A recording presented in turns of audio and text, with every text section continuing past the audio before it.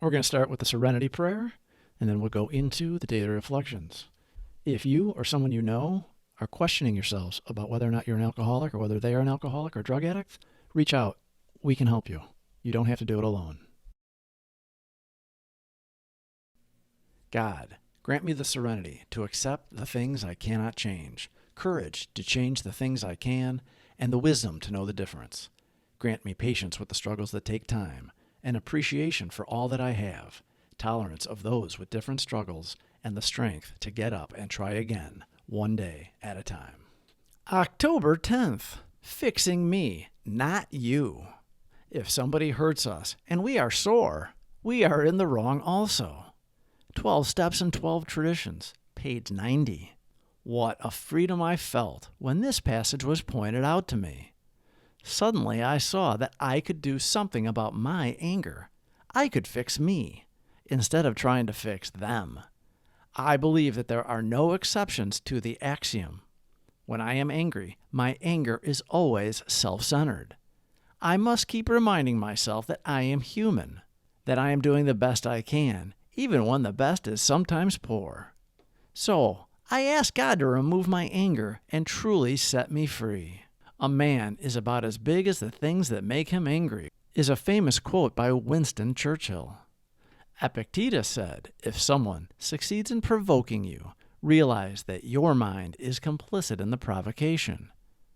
We realized working the steps that our dilemma was lack of power. We wanted power and control over every aspect of our lives. We wanted to be God. We played God and failed. Of course we failed. We are human. We drank to blot out reality, and in the end it almost killed us. What about justifiable anger? If somebody cheats us, aren't we entitled to be mad? Can't we be properly angry with self-righteous folk? For us of AA, these are dangerous exceptions. We have found that justified anger ought to be left to those better qualified to handle it. This thinking attacked our ego. Our pride was hurt. We lived in our resentments, and we had to one-up the person that angered us as we continued to play the victim. Looking back at the way we thought and lived is exhausting even to think about. Believing it to be true that we are unqualified to handle justifiable anger relieves us of a heavy burden. Like resentments, the other person isn't thinking about us. They are sick and suffering their own illness, which we don't want to infect us. We begin to see that all people, including ourselves, are to some extent emotionally ill, as well as frequently wrong. And when we approach true tolerance and see what real love for our fellows actually means. When we see someone arguing with a crazy person, we don't have to add one more of them. Our sanity has been returned. Let's do our best to keep it up. Nothing pays off like restraint of tongue and pen. We must avoid quick-tempered criticism and furious, power-driven argument. The same goes for sulking or silent scorn.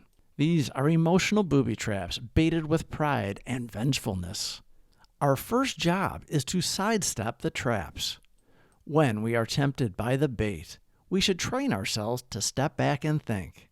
For we can neither think nor act to good purpose until the habit of self-restraint has become automatic.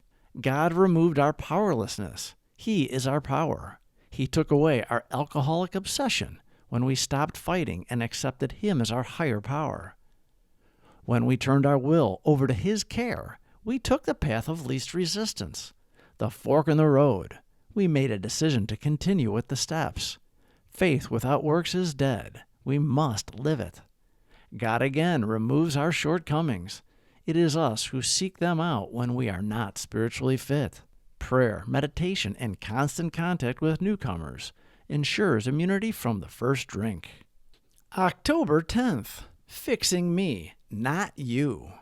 If somebody hurts us and we are sore, we are in the wrong also. 12 Steps and 12 Traditions, page 90. What a freedom I felt when this passage was pointed out to me. Suddenly I saw that I could do something about my anger. I could fix me, instead of trying to fix them. I believe that there are no exceptions to the axiom. When I am angry, my anger is always self-centered. I must keep reminding myself that I am human, that I am doing the best I can, even when the best is sometimes poor. So, I ask God to remove my anger and truly set me free. Carpe the diem, boys and girls. Please subscribe for more videos. Thank you for watching.